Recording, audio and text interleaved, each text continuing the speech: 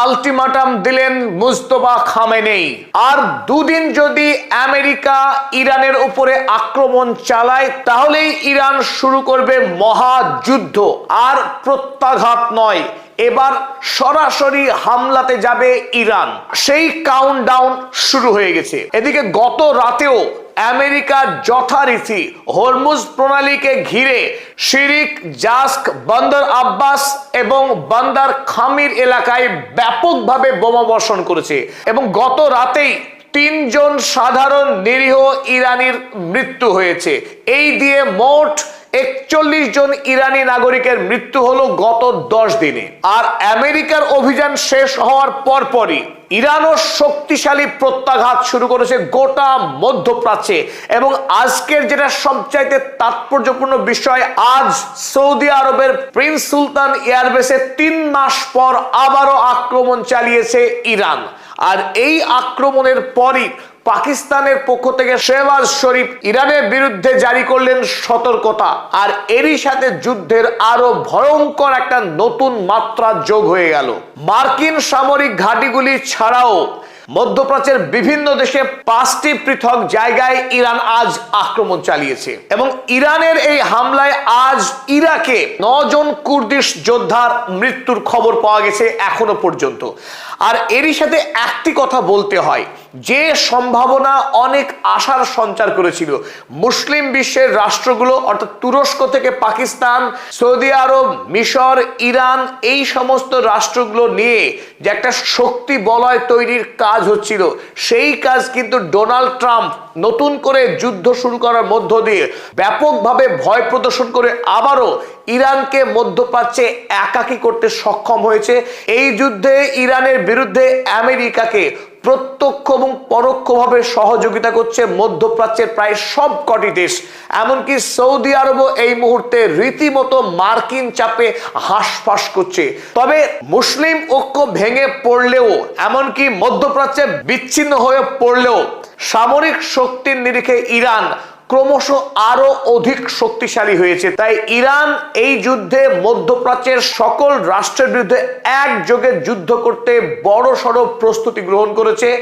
আগামীতে এই যুদ্ধ আরো ভয়াবহ, আরো বিধ্বংসী হতে যাচ্ছে বলেই আমাদের পূর্ণ অনুমান। চলুন আজকের এই আলোচনা আমরা বোঝার চেষ্টা করি গত 24 ঘন্টায় আমেরিকা এবং ইরান পরস্পর হামলায় কি পরিমাণ ক্ষয়ক্ষতি হয়েছে এবং মধ্যপ্রাচ্যের রাষ্ট্রগুলির সঙ্গে আমেরিকার সম্পর্কের নতুন সমীকরণ তৈরি হওয়ার পর ইরান এই নতুন পরিস্থিতি কিভাবে মোকাবেলা করছে তার একটা ছবি আমরা বুঝে নেওয়ার চেষ্টা করি। শুরুতে আপনাদের সকলকে স্বাগত জানাচ্ছি, আমি আপনাদের বন্ধু অধ্যাপক আব্দুল হালিম। চলুন শুরু করা যাক।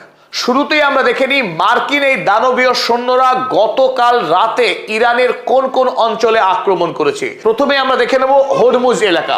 হরমুজ এলাকার যথারীতি সেই বন্দর আব্বাস, যে বন্দর আব্বাস ইরানের সবচাইতে গুরুত্বপূর্ণ বন্দর শহর। এই বন্দর আব্বাসের বন্দর এবং সামরিক পরিকাঠামোর উপরে বেশ কয়েক জায়গায় বড়সড় আক্রমণ করেছে আমেরিকার এই সৈন্যরা।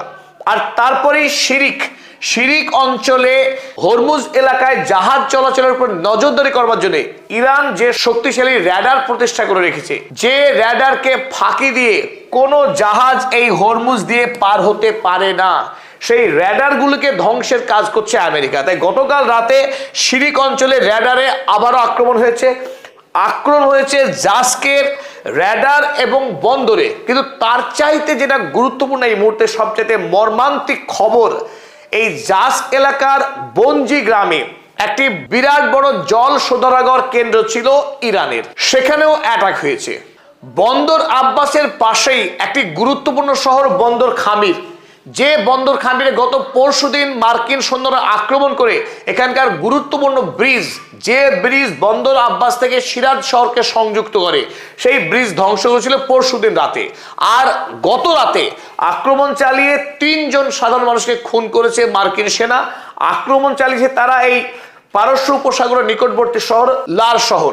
আক্রমণ হয়েছে পারস্য উপসাগরীয় শহর আহভাজ সিটি, যে আহভাজ সিটি কুয়েতের থেকে খুব বেশি দূরে নয়। কুয়েতের কাছাকাছি যে আহভাজ সিটি, সেই আহভাজ সিটিতে আক্রমণ করেছে আমেরিকা। হতে পারে এই আক্রমণ কুয়েতের মার্কিন ঘাঁটি থেকেই করা হয়েছে।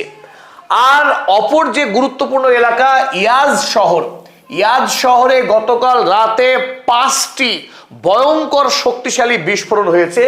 এই ইয়াজদ হলো ইরানের সামরিক দিক থেকে অত্যন্ত গুরুত্বপূর্ণ একটা শহর। এই শহরের মাটির তলায় আমেরিকার গোয়েন্দারা দাবি করছেন এই ইয়াজদ শহরের মাটির তলায় একটা বিরাট বড় শহর রয়েছে, যেখানে প্রচুর পরিমাণে মিসাইল এবং ড্রোনের মজুত রয়েছে।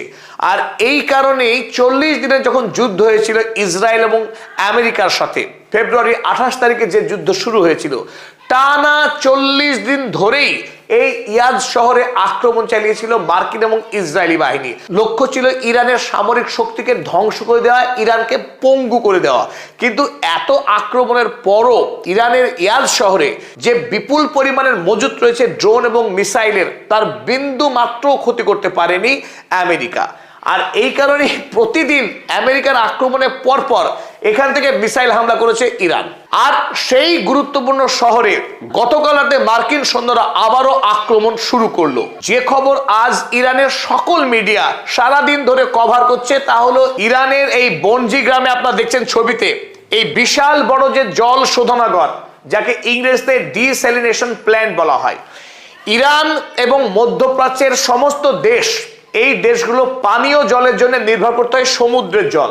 সমুদ্রের জলে যেহেতু লবণের পরিমাণ অস্বাভাবিক, না সেই জল পান করা যায়, না সেই জল কৃষিকাজে ব্যবহার করা যায়। তাই এই জলকে বৈজ্ঞানিক পদ্ধতিতে অনেক খরচ খরচার মধ্য দিয়ে সেই জলকে বিশেষ পদ্ধতিতে শোধন করে এই জল বিভিন্ন গ্রামে এবং এলাকায় পৌঁছে দেওয়া হয়, আর সেই জল থেকে মানুষ জীবনযাপন করে। ইরানের জাস্ক এলাকার এই বনজি জল শোধনাগার থেকে 20টি গ্রামের মানুষ নির্ভরশীল।